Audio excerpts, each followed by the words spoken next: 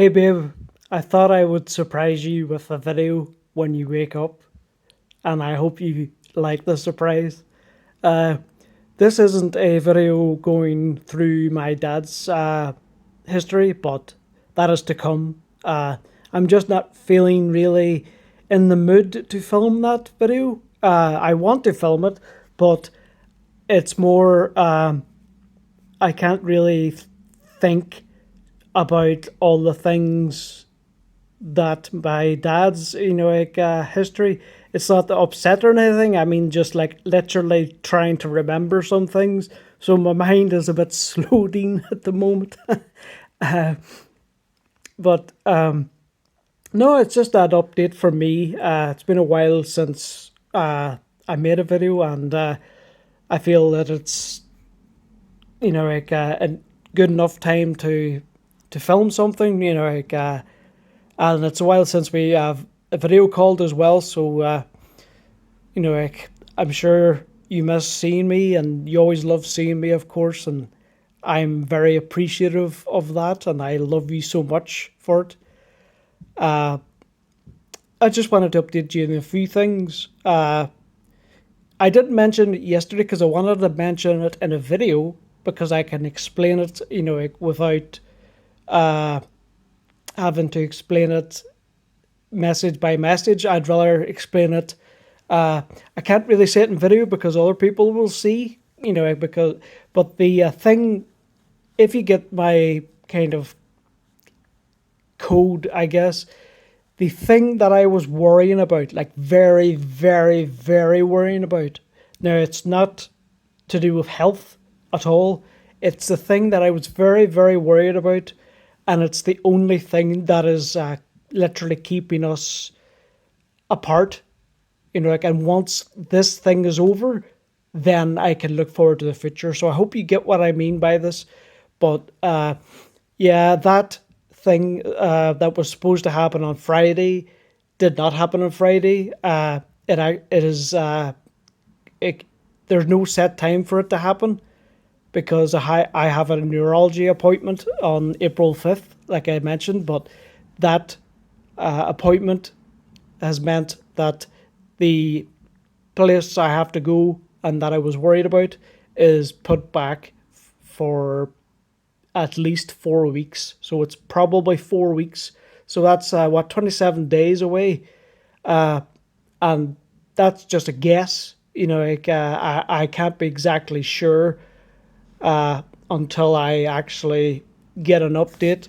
Uh, but I hope you get my code and I can explain it afterwards once we message. I'd rather make this a public video, just in case, for example, you can't download it or uh, something happens to the channel or whatever to get, so you can download it, or you can always see it, just in case I put it on private, but then I lose this account for some reason, which is possible. Even big YouTubers are being hacked and stuff, and I've seen YouTubers, they're doing uh, normal kind of videos that they do, and then suddenly they're doing something completely the opposite. But everybody knows then they must have been hacked, and then sometimes they resolve it. But uh, no, I have a good password and stuff, and I don't think I've had this email since 2020. Uh, and the reason I had to make a new one was the one that I made in 2018. I forgot the password, and I remembered old passwords, but it wasn't good enough. I kept trying and trying, and I couldn't. So I had to lose a YouTube account. There's multiple other accounts I had to change and stuff, but yeah, I lost my first YouTube account. It's still there, and there's videos that are private on it, gaming videos and stuff, but I can't see it. I have to get that. I have to get that complete uh, channel. I have to sign into that channel so I can view them. So that's why if I put this video on private, and there's a small, slim chance that I could be hacked or whatever, and then you lose this video because I can't send you the link, or the link would expire and you'd have to get me to send you it, but I couldn't if I lost the account. But no, I'm not susceptible to changing accounts. I make multiple accounts, but this is the main one. Uh, I have three YouTube channels. Yeah, the one that I made, well, I've had loads, like in the past 15, 16, 17 years, but in the past few years I've had about three. Like one's still there, but it's pretty much dormant. It's more like a backup, and that's a Google email, and the one I have now is Google. Like maybe that is not good to say when you're,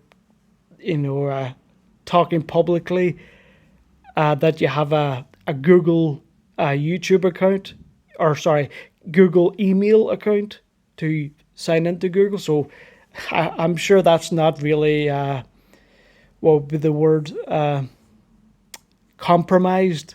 I don't think I'm compromised. Like, and if it did so happen, unfortunately, then I'm going to just start again.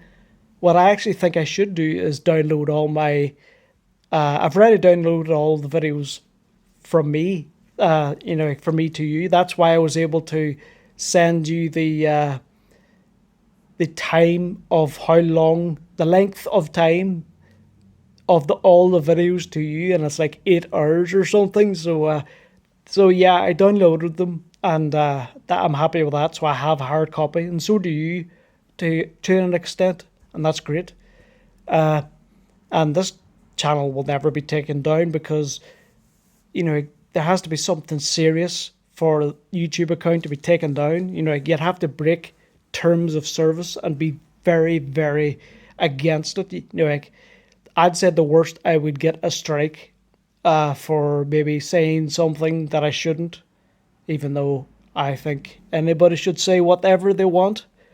Like if someone says something stupid, they should be called out for it, not banned. They should be called out for it, and then the person can maybe change their views, or they could have the same views. But banning them just means that you're squashing that that thing that they don't like, that what they're saying. Like they don't like what they're saying, so they just squash it. But what does that mean then? What can you not talk about? And the rules don't say it. Like the rules are so vague, but that's the point. YouTube makes the terms of service so vague that it can't be really broken down into precise factors of why something would be bannable, or like you can get a general idea, but YouTube can really, because of this, YouTube can really make up something out of thin air and say it's terms of service, even though they didn't think this in the first place, but they're adding it because the terms of service are so vague.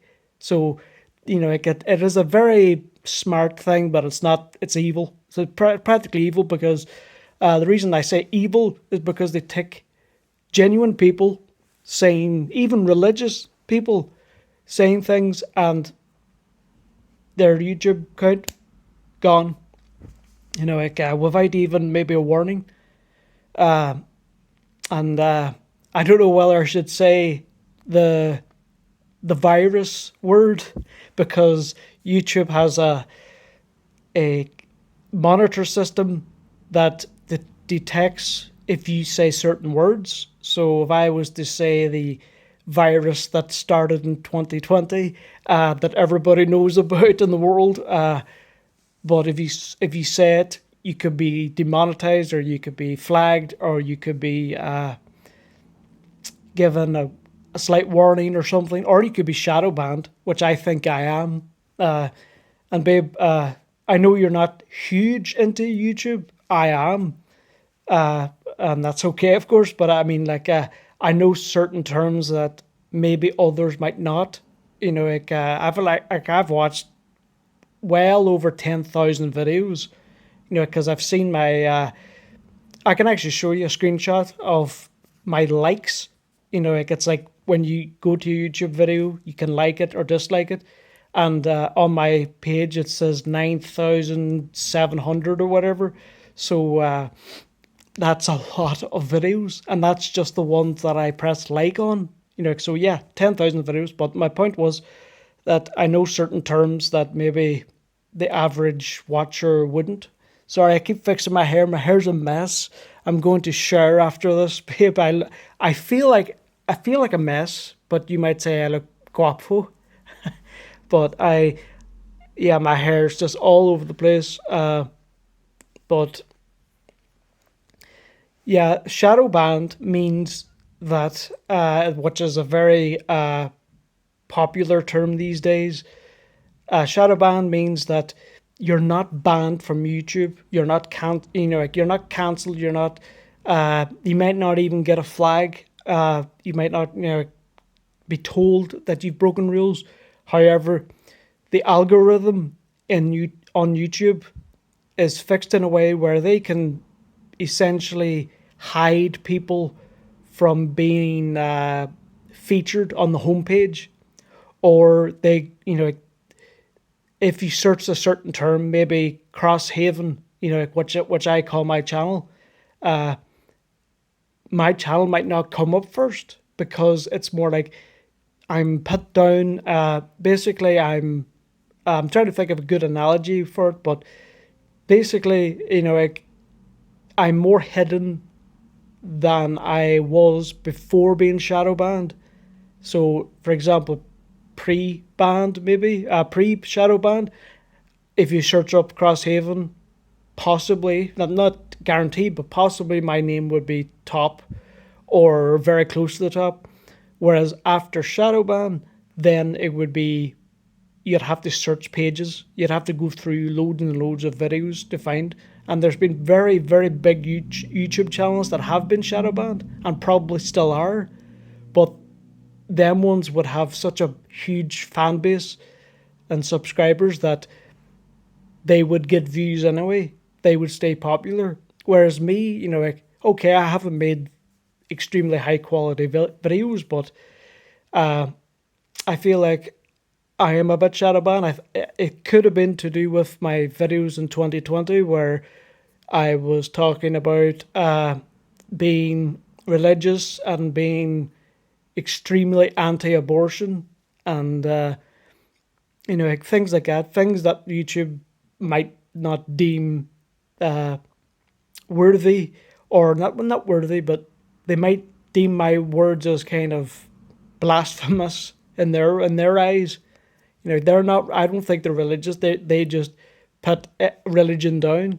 But even so, they see me saying things like abortion is bad, and like men and women, should be the only ones together to get married, and homosexual marriage is not real.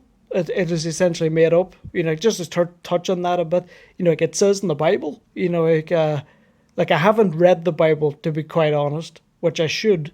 But I did read a good amount of it, of the New Testament anyway, when I was about 12 to 14.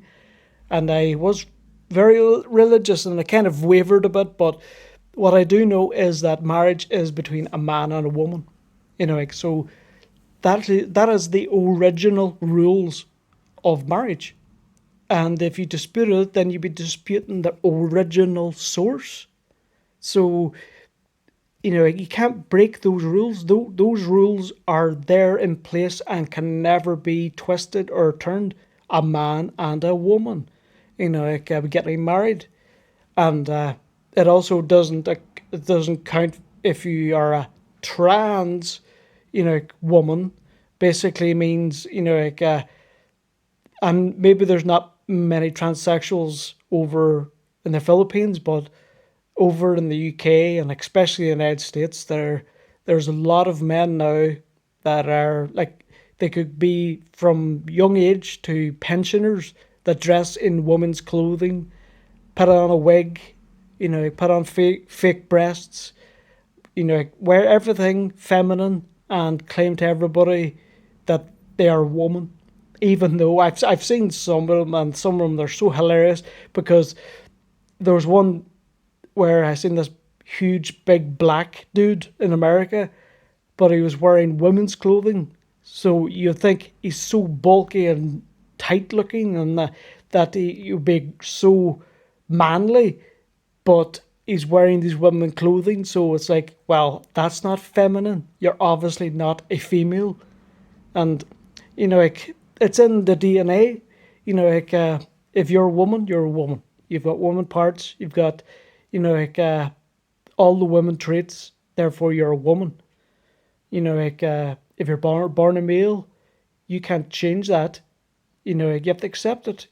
And also, it's the culture. It's the culture that's making people think this way. I don't know why, but it's essentially completely evil in my eyes. It is essentially just some force of evil that has infiltrated society, and it's getting worse because the American president, Joe Biden, has basically defended transsexuals. He's had transsexuals in his workforce in the White House, and I think that's disgraceful. Okay, maybe the person could do the job, but however, anyone that is transsexual or thinks that they're transsexual has a problem, has a mental problem, and it's called what's the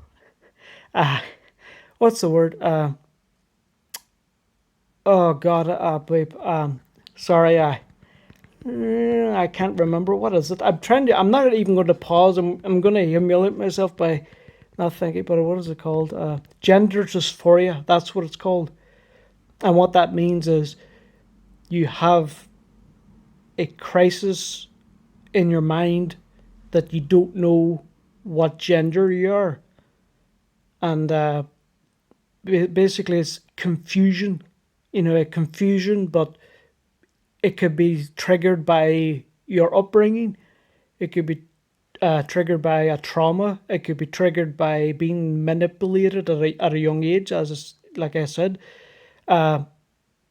So, usually these days it's to do with culture normalizing it and people thinking, oh, well, I could be transsexual too, to get attention. And that's what it's a lot about. A lot about is attention, not everybody.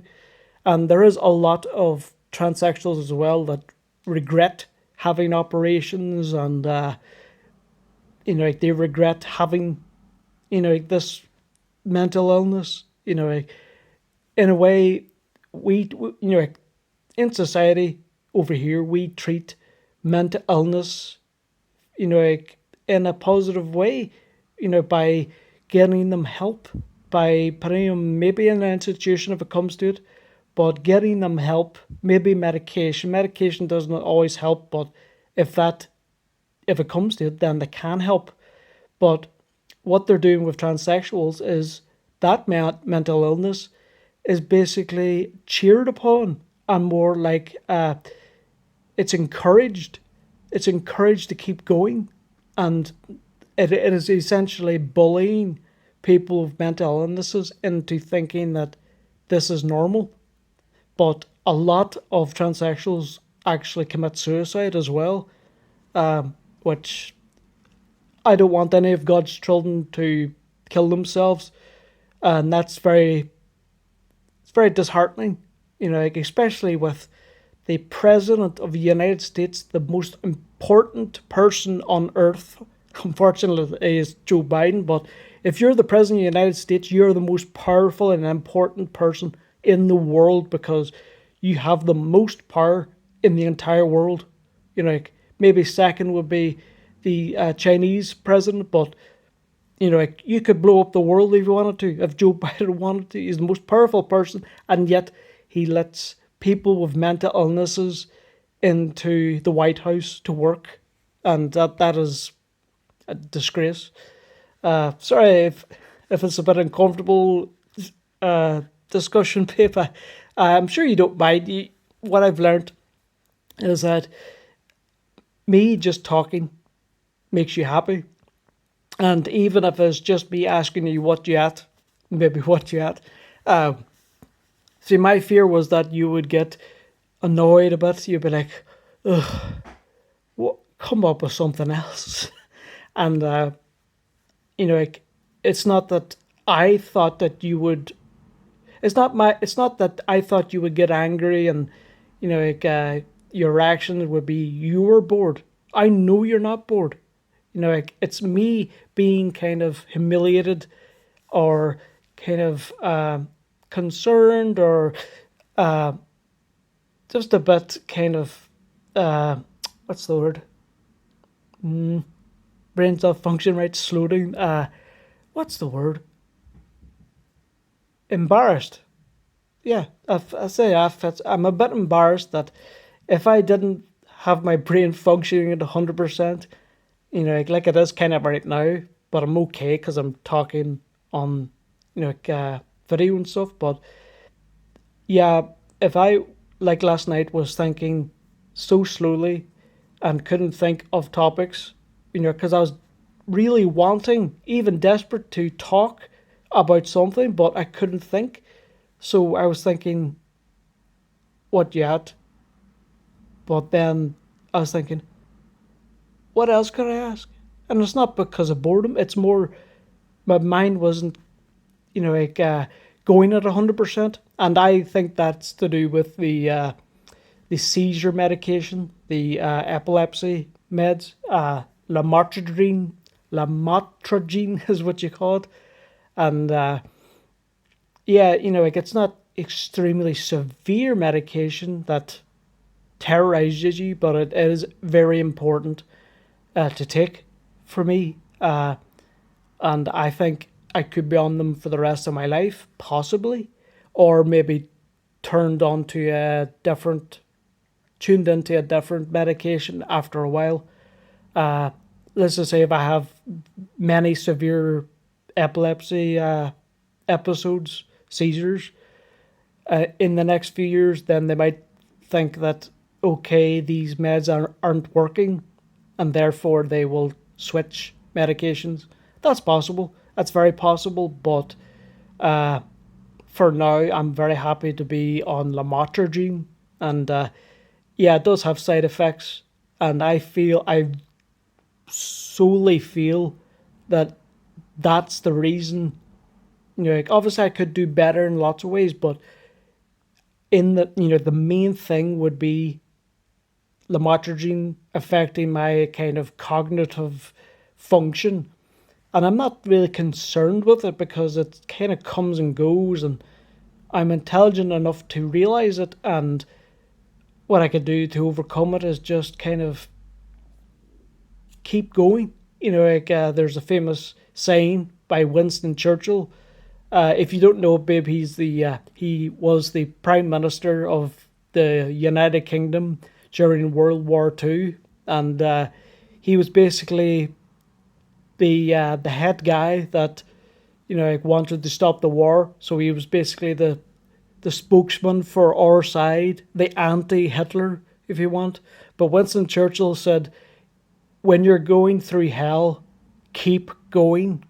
And what that means is, like people don't want to be in a hell of a situation, but like especially with soldiers back in them days, like they will go through some horrible times, but it is essentially saying don't give up, don't submit, and don't forfeit, don't surrender your like your beliefs or what you want, what you're striving to do. When you're going through hell, you keep going, you keep going through the hell instead of escaping it. You keep facing it, and then I feel that any other person would be better off by facing their hell. If someone had, this just an analogy, it's a quick one, but if someone had a fear of spiders, arachnophobia, I think you called, yeah. I know agoraphobia is fear of open spaces. Claustrophobia is a fear of closed-in spaces, and I think it's arachnophobia. I could be wrong, but I've heard there definitely is something called arachnophobia. But if someone had fear of spiders, obviously they don't want to see spiders. So let's just say there's two spiders in their house. Now the person might want to flee, but let's just say someone was there to kind of coach them and say, don't, like they wouldn't force them to be, like in some kind of torture, but they'll say some coach, somebody, their friend coaching them saying, okay, don't run, stay. And then they could slowly do things to kind of sensitize themselves to it, to desensitize themselves to the situation. To there's a word for it, there's a term, but it's you keep facing your fear one bit at a time, and eventually you can overcome it. So let's just say that woman feared of spiders, and the person, their friend, was telling them not to go. So obviously they still want to go, but if they kept facing it, then the next time, then they might be able to not run. And then the next time after that, maybe they could scare them away, go over to them with a brush or something. And then the next time, it's even better because they don't even care about running. So stage by stage, but going through hell is obviously terrible, but I feel that when I've went through hell in the past, it's toughened me as a person. It's really made me what I am today. The horrible times I've had in the past, and I'm not comparing it to some people's past, and it's my past, and I'm not comparing it to anybody else. I won't say, oh, my past is worse than yours. What I'm saying is that my past had, so basically my the full of my past, if the entirety of my past would be kind of moderate, not great, not terrible, but there has been terrible events, in my life, and yeah, I've had breakdowns and stuff like that, and I've been blackmailed and stuff like that there, and that was in in 2018 to 2019, and that was horrible. It was absolutely horrible. And it's a terrible situation, to be in, but it has still strengthened me. So if I didn't expose myself, yes, sorry, I'll say this part and then I'll go on, but the fact that I was exposed to certain situations, it's toughened me. It's really hardened my resolve. It hasn't made me nihilistic or pessimistic. It hasn't made me say that what's the point in doing anything because it's going to lead to misery. In fact, the opposite.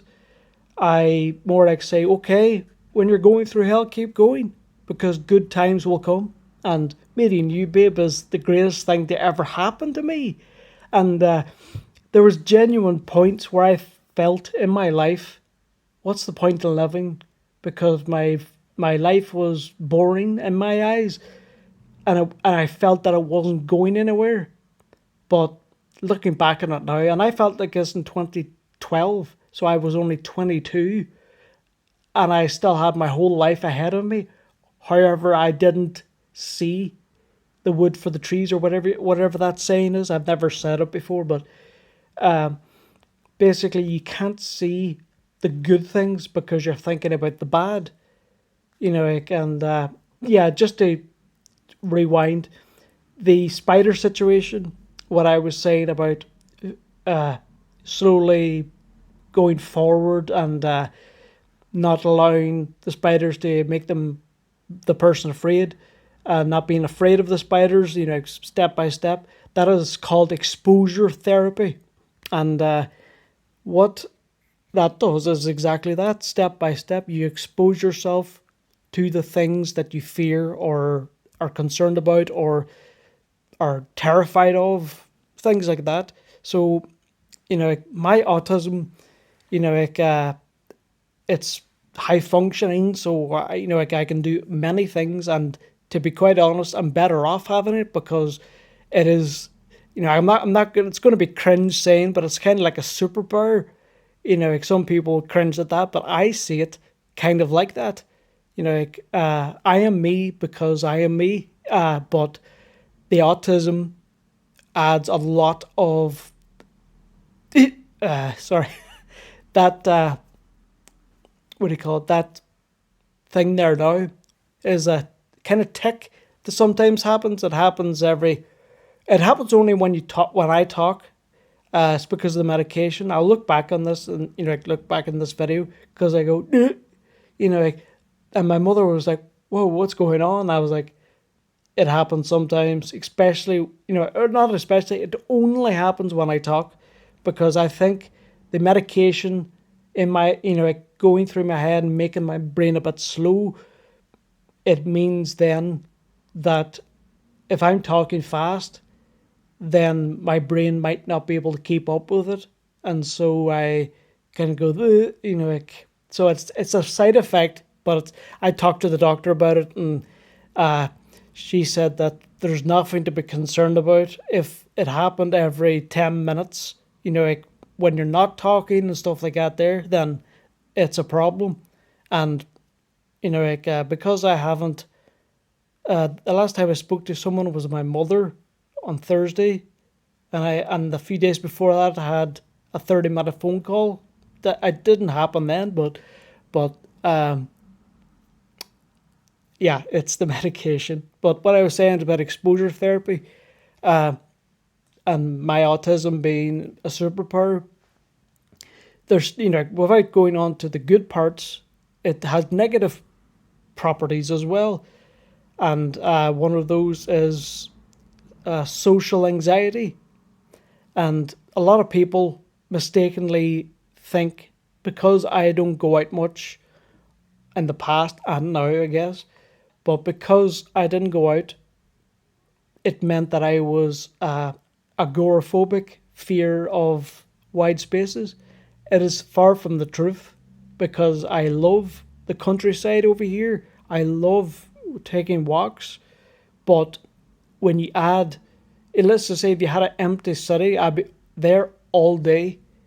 But when you add one person and then another person, the kind of stress builds. Like if it's a few amount of people, then I'm not really bothered. I'd still prefer it to be empty, but the more people you add, and the kind of crazier the situation seems to me, then the more stress, and then the more my heart rate goes up, and then maybe I'm not really sweating, but it can lead to that in certain cases. But what I want to do then is basically, in a sense, flee, but not like run away. Literally, I would either preemptively not go outside, which I do. That's exactly what I do, so I don't put myself through those situations, or I kind of stick it out, which I kind of do now as well, because I know that the more I expose myself, and what this is the point I was getting to, exposure therapy. If I am outside a lot, and I have been, like with my mother and my father and my family and my friend Osmond, like we were me and Osmond were in a busy cafe last Monday, and I wasn't really bothered. Now, sure, I did have a few tactics where I would sit I would find the corner seat and sit in a way that people wouldn't be looking at my face.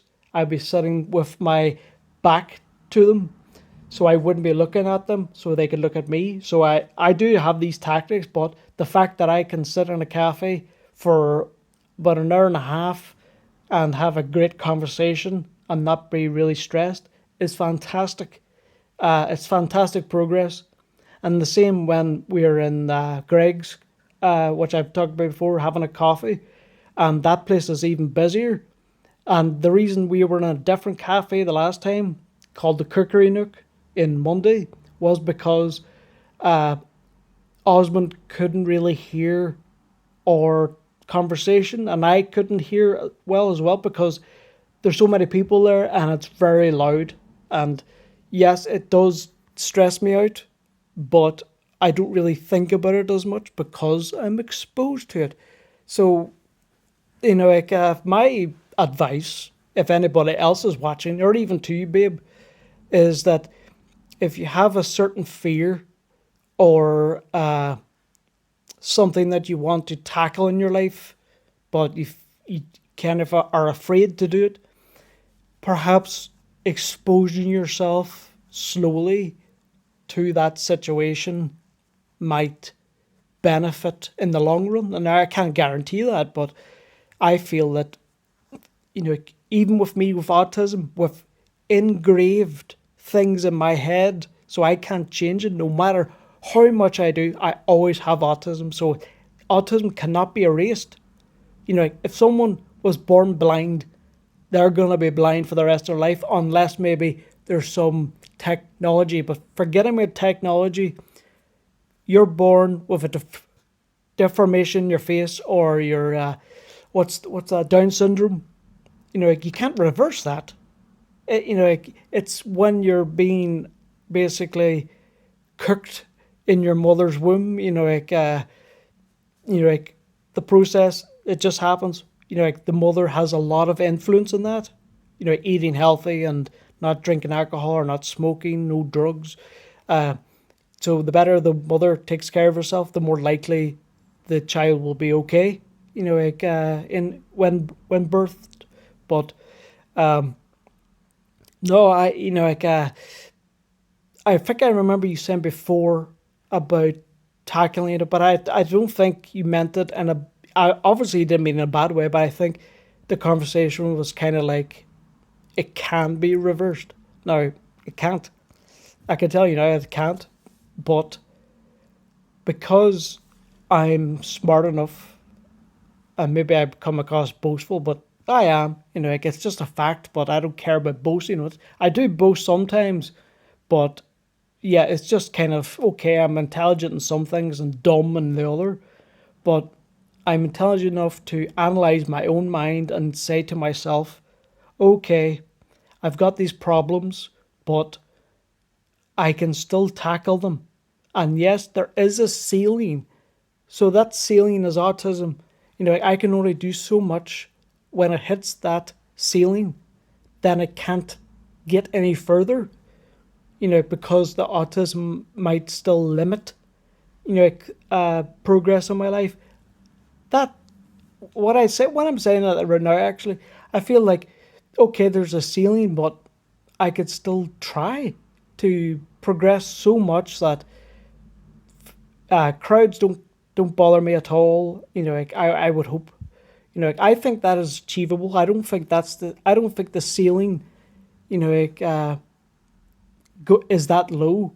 I feel that the ceiling is much higher. So like having a speech in front of thousands of people, maybe I won't be able to do that ever because of the ceiling of autism making me scared or like worried or taking panic attacks, which happens. But I'm happy enough with the progress I'm making. However, I'm not going to be complacent and kind of down tools and not bother because I am my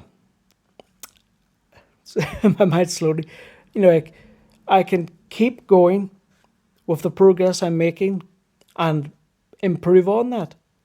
And like I have done that, and I have especially noticed the progress I've been making, and directly have been trying to improve it. Sometimes I didn't uh, know that I'm improving it, but now I do. So I can keep improving, and it kind of snowballs. I improve my improvement, and then my improvement gets even more improved, and then so on, so on. So it means I can keep climbing the ladder, not being complacent to fall down the ladder. Like sometimes something might happen. I could be upset, uh, and it might take me down a few rungs of the ladder. Like especially if someone passes away or there's a horrible event that that is upsetting. Like it's going to be upsetting in any situation, but that would hinder progress, and that's okay because like it is a horrible situation, but it also means that you still want to get back to where you were as quick as possible, if that's possible. But yeah, you keep trying to improve, and if something takes you down, okay, but you can still, because you've reached that pinnacle, so far, then you can get back to it. If you done it once, you can do it again. You can do it many times. You can do it infinite, maybe amount of times. So, like you don't let a bad situation, get you down that much. Okay, it's going to get you down, but it's not going to completely defeat you. It's just going to maybe stall or backtrack your progress a bit, but you can get back to where you were and keep progressing. And that's what I do. If I have a panic attack, it brings me back, and it kind of slows me down for a week because there's that recovery, and my panic attacks can be pretty severe. And that's just the way my autism works, with taking so long to improve, to kind of get back to complete normal. Like the normalcy, takes about a week. Like if it's a catastrophic event, it could take a month. Like, and I don't mean just one panic attack. I mean multiple panic attacks and chaos, which has happened in the past. Blackmail, for example. That took, when that was finished. Like with the blackmail, which still affects me to this day in a way, but I've kind of moved on from it and kind of tried to be a good Christian and say, okay, I forgive him. It's hard to do, but it's better than being bitter. But the effects of that, let's say when it ended, it took me about. Sorry, hope you don't mind me. I'm just going to ponder this a bit. I want to get exact amounts because I love precise details. It ended on August 2019. I would say March, April of 2020 is when I fully recovered from it. So you have September, October, November, December, January, February, March, April. So you have 8 months or so. Let's just say, 6 to 8 months that it took. But let's say it's more 7 to 8. But you know what I mean. It's going to take progress. 6 months maybe, but I knew especially in April or so that I was much better and much recovered than I thought I was. But yeah, 8 months it took, and afterwards I felt great, and I felt okay. It's time to, because sorry to, I interrupt myself, but when I was at a certain progress at 2018, the blackmail stopped that from increasing, stopped that from getting better. In fact, it kept dragging me backwards. Not extremely far, but it still dragged me backwards. So for a year, yes, almost a year, it was going on. My progress was stalled, and it was dragged back a bit, and I couldn't better it. So my progress was stunted for a complete year, and afterwards it was still affected because even though I wasn't going backwards anymore, I was still reeling from the events afterwards, and it took months and months and months to recover slowly. And because it's a so much of a catastrophic personal event. That's what it took 6 to 8 months to completely recover. And yes, it when I say completely recovered, yes, I'm still going to have a kind of negative view on the situation, but it doesn't hurt me anymore. Like, it doesn't hurt my soul anymore. It doesn't, because after I recovered, I didn't feel like. Sorry, I was about to sneeze there, but I didn't feel like I was unhappy anymore. I felt I could be happy. Funnily enough, the time when I did recover was the time where the unspecified virus from China, I'm not going to say it as I said earlier in the video, but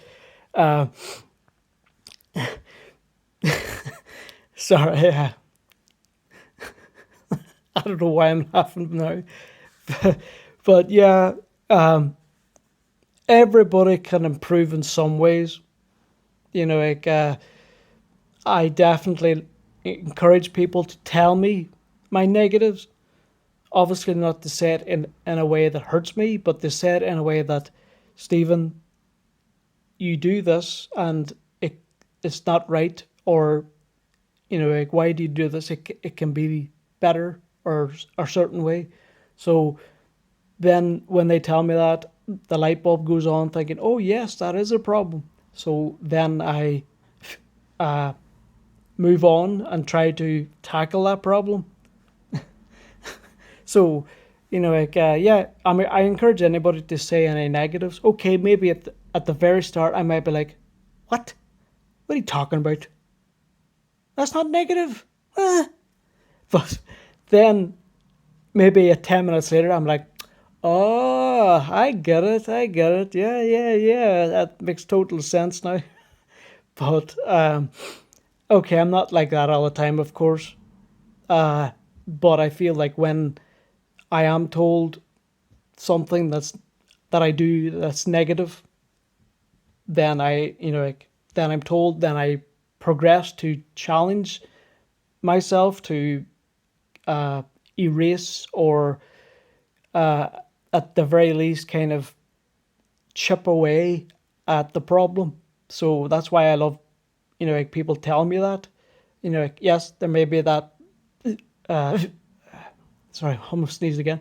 That if someone was to tell me that situation, okay, there could be 10 minutes of me being grumpy or a bit backwards, like, but I will eventually understand, unless it was someone saying there's a problem when I know it's not a problem, because I won't be kind of brainwashed to thinking, like, to thinking that is not right, like, so the rational mind will make me think, oh yeah, that's a problem, like, whatever kind of my mother or you or my dad saying that this is something you can do to improve on, or you're doing this and it's a bit wrong, but they know my intentions is good, and so they try to help, and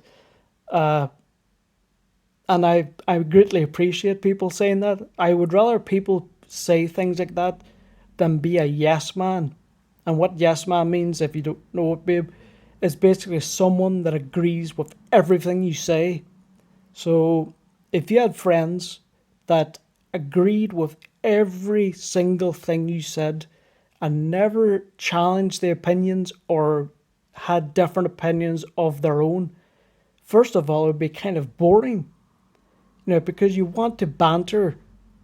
Like, I'll tell you what banter is in a minute, but you want to banter with the other friends, to have a discussion. And okay, this sometimes the discussion gets heated. It gets kind of, okay, there's these opinions, and so on very rare occasions the banter can split up the friends. But like, that's not an issue with, like, the talking points.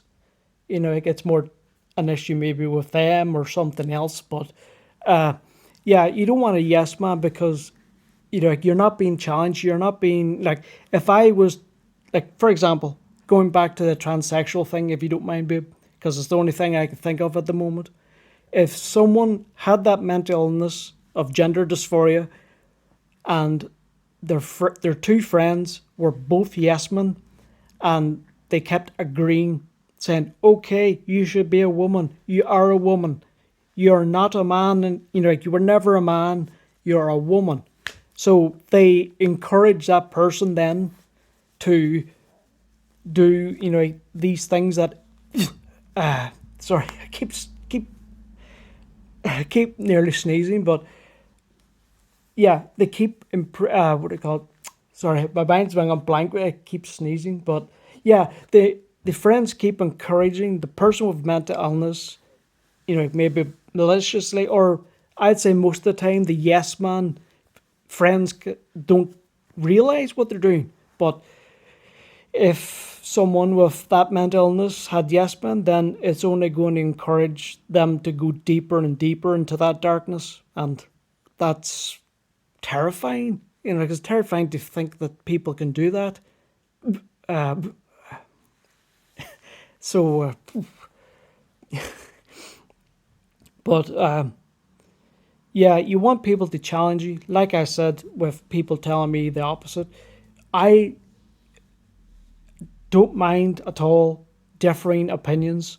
I want differing opinions at times. I want to, if it wasn't for challenging ideals and stuff, I wouldn't be the person I am today, because I've had friends that have challenged my view of life and have actually made me think deeper about it, and then coming to a conclusion that actually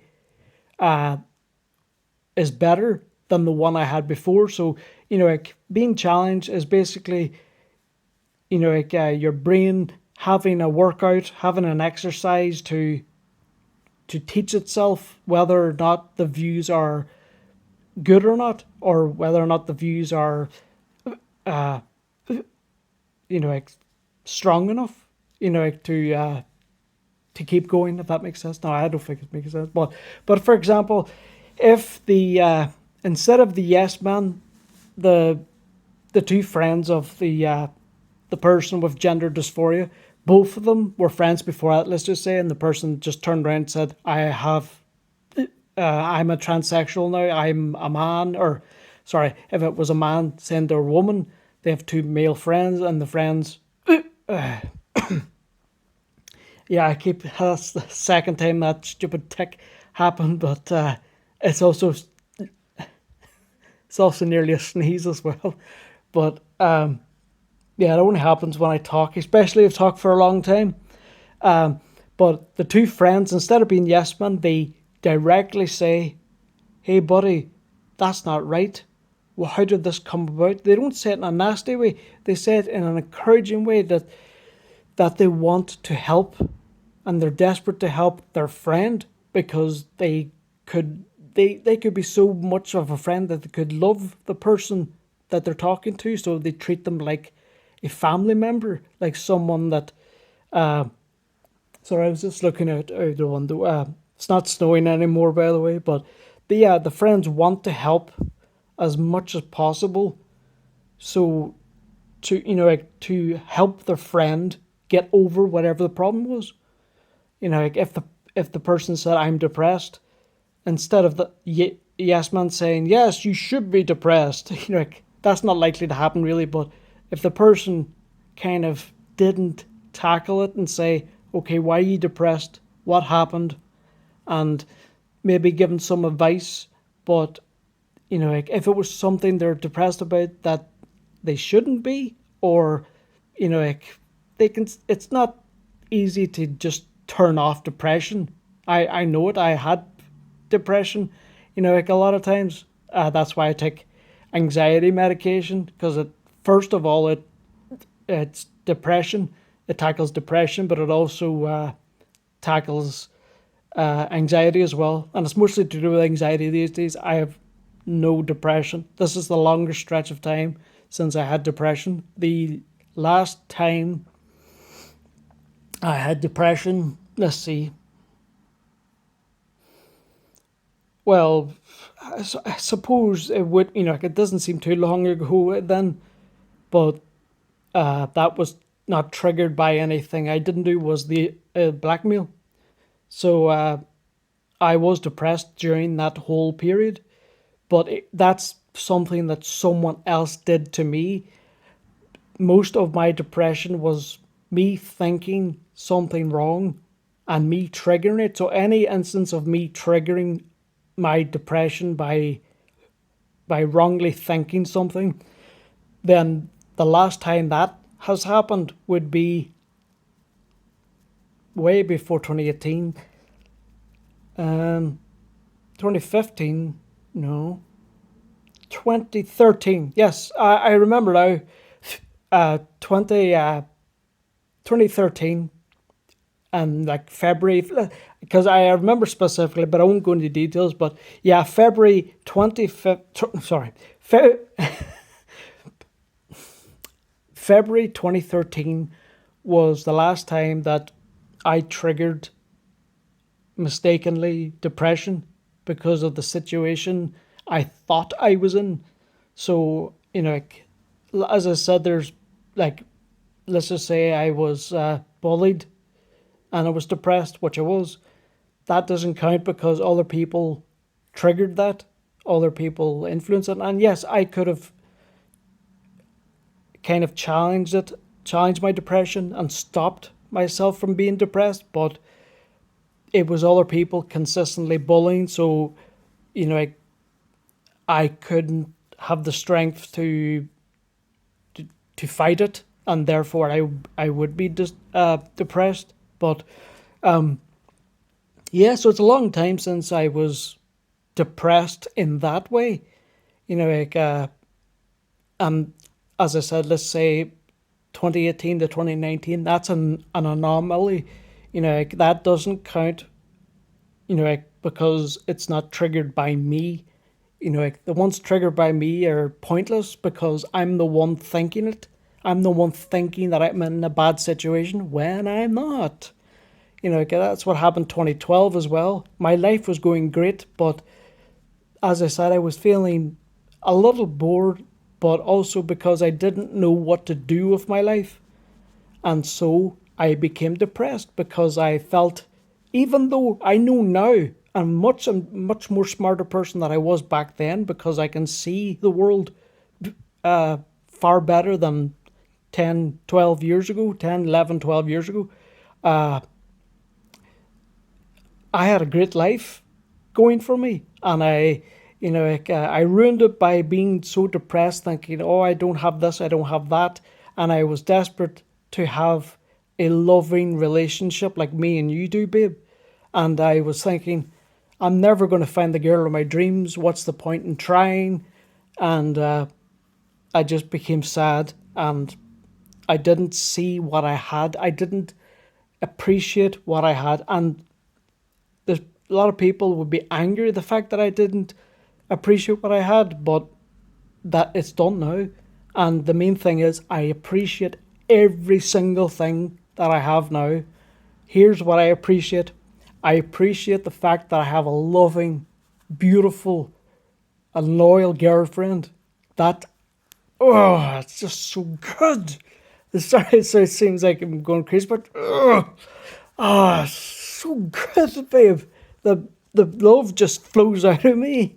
God, babe, I love you so much. I get just, I can't wait to hug you. And I want to show you something. You've seen it before anyway, but on Monday, I have a few tasks, but there is one task that is primary task, and it is, you know what it is anyway, because I'm sure you figured it out by what I've said, but I'll show you it anyway. On Monday, I will send this shirt to you. I'm going to smell it. Let's see.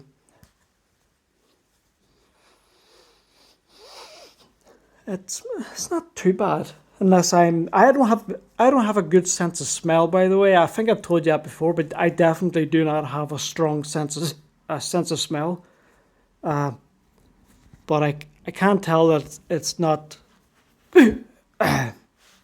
Sorry, I almost sneezed again. Or no, sorry, I almost coughed.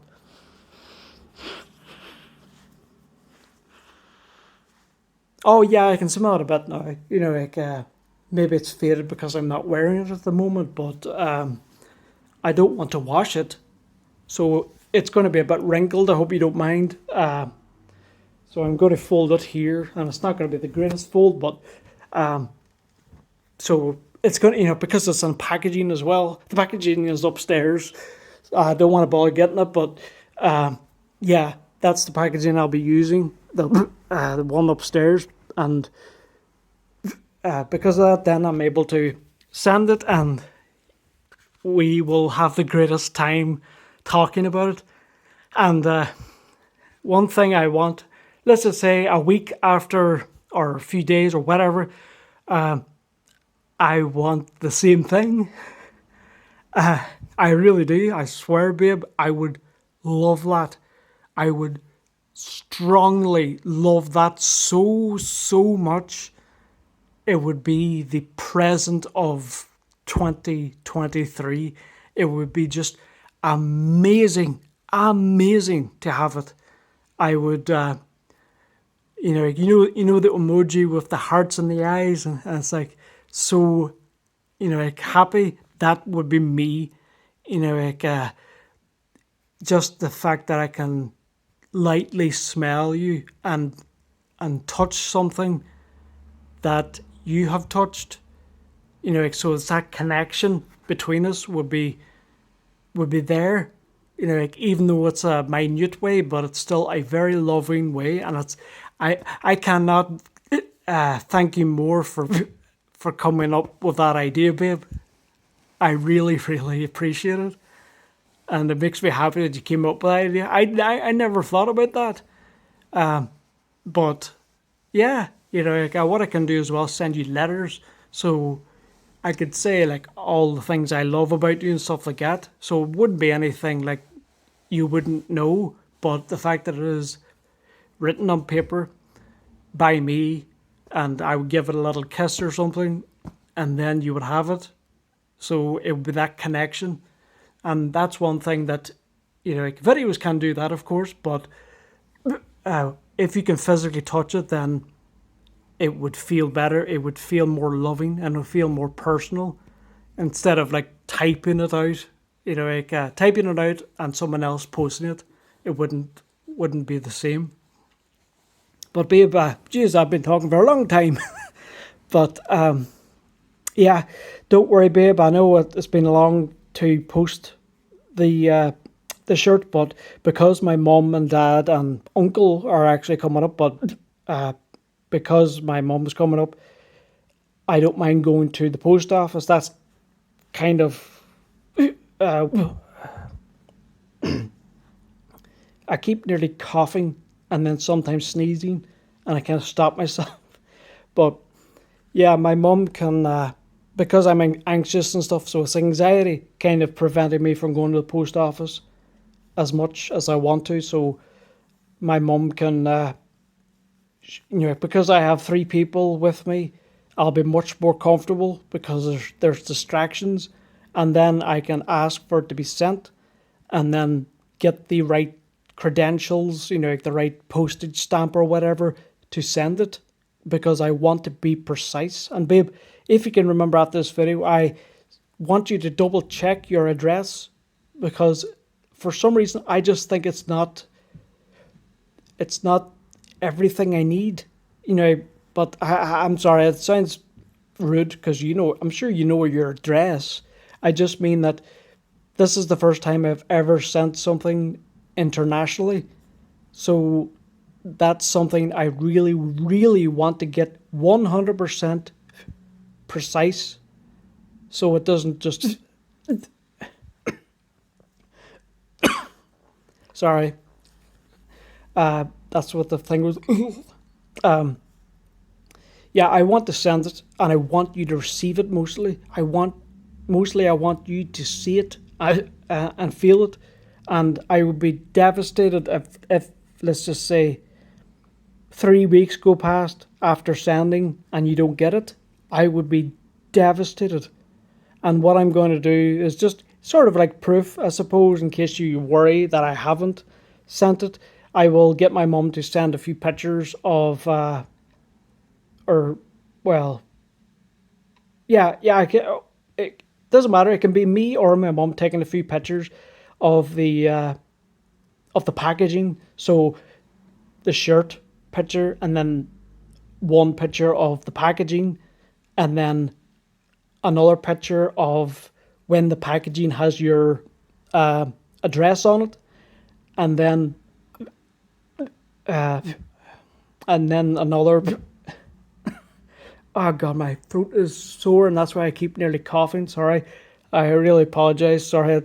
I hope this video is lovely to watch instead of me going. But sorry, going back to what I was just saying. So there's going to be a picture of those things alone, and then there's going to be a picture of, like when the envelope, or the the packaging. Sorry, I meant to say, is fully the sorry, I keep doing that. I apologize. The So that just brought me back as well. It's, slow down. I'm sorry, babe. Sorry. Sometimes my mind just goes. It's like that emoji, my favorite emoji. That's basically me at times. I'm like, huh?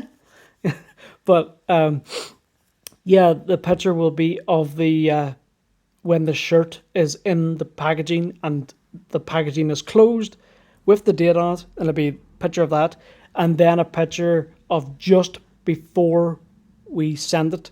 So we're in the post office or whatever, or wherever I have to leave it, and picture just before that, and then you know what to look out for. You will know what the packaging looks like.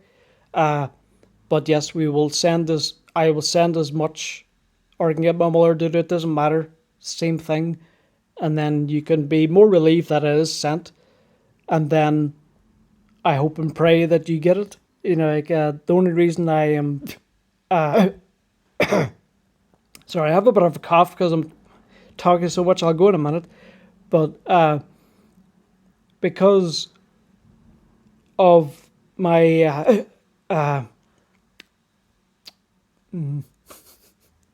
if you watch this far, babe, I applaud you. I appreciate it. I need a shower after this, after all this talking. I need to put some water in my mouth, basically, to say the shower. I know you're not supposed to drink any kind of shower, but just for a joke, it's like, my throat is causing this kind of cough and stuff. I would go to the shower and just go, and then the water would just clear my throat a bit. But yeah, the packaging will be a picture of. But what I was saying is that I'm just pessimistic because I've heard of stories of things being lost on the TV, but also personally. My uncle who's coming over, he sent a few a few letters to my aunt, and she never got it. And that was only from London. Sorry, at the time he was living in Birmingham.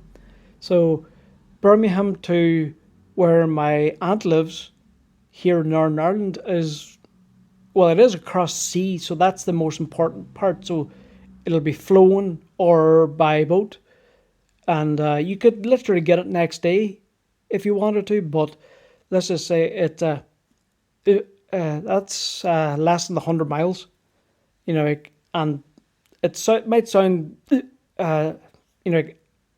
less to you because maybe you have a massive area to travel from, so 100 miles might not seem as much, but to us it does because you're going overseas, so you have no way of traveling over it. There's no bridge, so he sent the letter, went supposed to go to my aunt, and he was sending money over as well because he was sending like a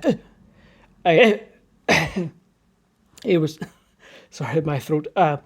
He sent over money to for my cousin's birthday, my aunt's son, and my aunt's son Liam. Like he had a birthday, and my uncle sent money. Never got it. My aunt never got it. Now, is it because there was money, or was there some mistake? I don't know. But the fact that that can be lost from somewhere that's less than 100 miles, maybe 80, I'll find out after this, just curiosity. But yeah, let's just say it is 100 miles. And because it's the UK, sorry, because it's the UK, it's not going internationally. It's still in the same, not district, but it's in the same country, in a sense, because the United Kingdom is broken up into. Sorry, my throat is really. But I'm only, it's not like someone's forcing me to talk, but I love talking to you, babe. And I'm on a roll, as I said. As soon as I film, sometimes I'm not bothered to film because maybe I'm too lazy or maybe I'm just not feeling talkative. But as soon as I start talking, after a few minutes, I get on a roll, especially. Sorry, just have to put up with it for now. But yeah, because let's say 100 miles and that didn't, or sorry, the United Kingdom is broken up to England, Scotland, Wales, and Northern Ireland, and a small few territories of islands, small islands. So we're the same country, in a sense. We're the same United Kingdom. So there is no issue with sending things over to another part of the UK. So England to Scotland, Scotland to Northern Ireland. So that's what that's what happens. So it's not a big deal, but yet he didn't get, or sorry, the one he sent, it wasn't received, and that's very disappointing. So in conclusion, it took me a long time to say it because of my cough, which I apologize. I hope you love this video. I'm going in a minute. So I love you, but no, that's the kind of reason, that story, and the fact I'm just being pessimistic about international stuff. I'm just a bit worried. That's the main thing. I'm worried about if you will get it. So as soon as it's sent, I will be, even without evidence of things going wrong, I will still be very worried that you won't get it. Whereas certain people might be so certain of it, even though it might not come there. I'm more person that worries about when something is in someone else's hands, someone else's responsibility. Because I'm not worried when something is my responsibility because I know what I'm doing, or I won't be afraid because I know the steps I would take, whether good or bad, or or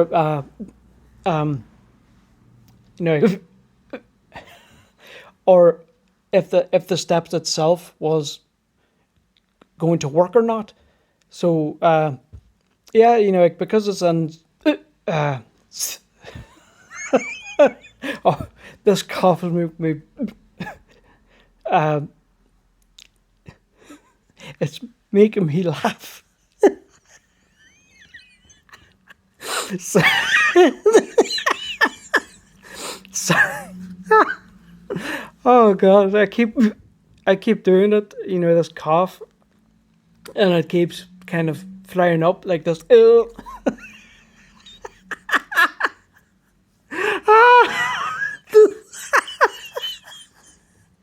Oh god, I hope this laugh isn't creepier. Sorry, each time I do it now, I'm going to laugh. But yeah, I'm worried when the responsibility is in someone else's hands, even though they're the business that sends international, like packaging and letters. So I will be worried, but don't be worried because I'm worried. Because you know why I'm worried. Because I'm just worried about. Uh, I'm worried about it being in. Sorry, I'm worried about it being in. Sorry, God. I hope this is not cringe or weird, but it is this tickle in a way in my throat.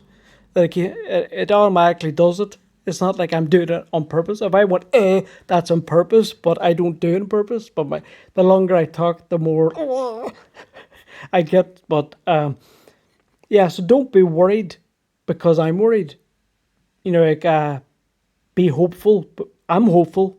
I'm very hopeful, but I'm also a bit worried about it being in other people's hands. But if you get it, well, I say if, that sounds negative. When you get it, I will be overjoyed. You wearing it, you smelling it. It's just so lovely of a gesture. You were thinking that it was a bit not creepy, but weird. I can't remember the words you used, but I think it was like you were a bit shy uh, of saying it because you were uh, uh, a bit not embarrassed, but a bit shy. You were reluctant to say it, but then like, I thought it was the most lovely idea, and it is, and I want you to do the same. But take your time. Like I can send you the money on PayPal or wherever else to for that to be sent to me.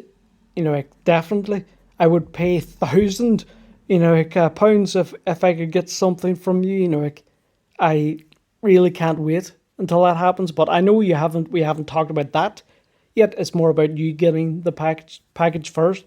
But that's what I do want. And when you get it, and when things settle down afterwards, we can talk about it. And I think, yeah, it would be just amazing for me. But the fact that you've got something of mine, like, and you can smell it to basically be more together with me, that is just good enough in a way. So it's like, even without something of yours, it still feels so connecting, like so engaged with each other, and I love it. I I really do love it, babe. I hope you enjoyed this video, babe. I know it was a bit, like it was more an update, like things but things you might not have known. But and yeah, the thing I was worried about, like I was saying, is that's going to be delayed, possibly till after. My throat actually hurts now, because it's delayed to after. To sorry. Oh my god, my throat hurts. Ah. But because it's delayed until after after April 5th, then it could be like April 7th. But it is about 4 weeks away, 27 days at least. At least. So that means we can not worry. We can, and that's a very good sign, by the way. A very, very good sign of things going to turn out good, because the person in charge, if you get my meaning, if he's okay with it being put back so much, then he agrees that I'm a good person, and that I won't be doing anything.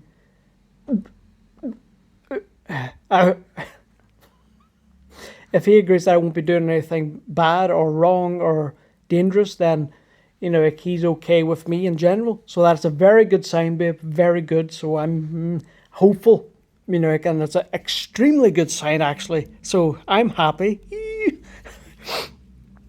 But yeah, babe, I love doing this, and I will keep doing it. I want you to download this and keep it. Hopefully, I can. How can I send it? Oh, I can upload it on your channel, of course. And I want to send the raw kind of the actual file. I can't remember where you can do that. But the best thing is to get a YouTube downloader and download this video. But babe, my throat actually really hurts. Well, not really, but it's not really hurts, but it is getting on my nerves a bit. So I don't want to talk for a while, but I want to have a little chat with you later, like maybe for 30 minutes or so, that'll probably last until 4 o'clock or something, but yeah, for now, my throat is really not good. So I will stop it here. I was going to stop it here anyway, but the fact my throat is so ill that, I don't want to. But babe, I love you so much, and I can't wait until you get this shirt. And you're just so amazing. You're just so loving and amazing, and I will keep telling you that until the end of time. Your love is growing, and my love is growing, and I know sometimes you fear of being, you pushed back to the bottom. I will be there for you every step of the way. I will never let you down. Yes, there may be things that I do dumb or say things that are dumb, but I love you so much. I will keep trying to improve myself, like I mentioned earlier, and I will love you until the end because I know myself. I know what I'm like. I don't get bored. Sorry. Okay, that ruined the. Sorry, my throat. Oh, that stinged. But yeah, I know myself, and I know that I don't get bored with things or people that I love. So friends, I never get bored of talking to them. I get more stronger in love, and it is to do with autism. It really is. Sorry. Think it's like my throat wants to clear something, even though it doesn't. It happens when I talk a lot, and I'm like, but yeah, I love you so much, and I hope you know that in the deepest way. I hope that you know this, and I know sometimes you fear things, but I want to alleviate those fears. As I said, I love you so much, babe, and I will talk to you when you wake up, which should be 30 minutes time when I call you. I love you so much. I love you. I love you. I love you. I love you. Bye, babe. See you in the next video.